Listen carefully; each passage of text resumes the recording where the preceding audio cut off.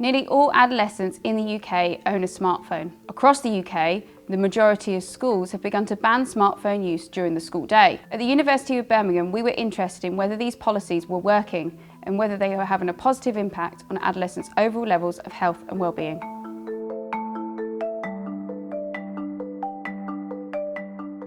My name is Dr. Victoria Goodyear. I'm an Associate Professor at the University of Birmingham and I'm also the Principal Investigator of the Smart School Study. This is the first worldwide study to evaluate the impact of school smartphone policies on teenagers' mental health and well-being.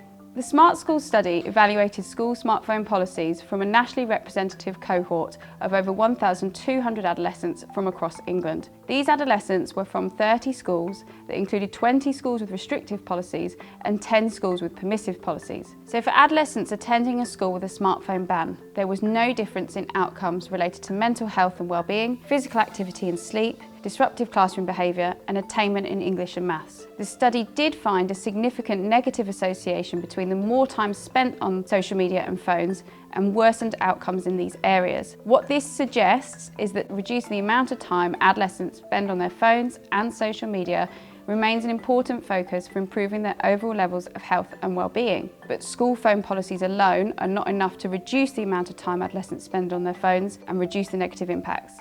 Phone use is not an isolated school-based activity. It cuts across home, school and community contexts, so we need to consider the holistic nature of phone and social media use as well. We also need to consider how phone and social media use relates to other aspects of adolescents' health and well-being, such as their physical activity and sleep. A broader approach is needed to tackle the role of social media and phones in adolescents' health and well-being.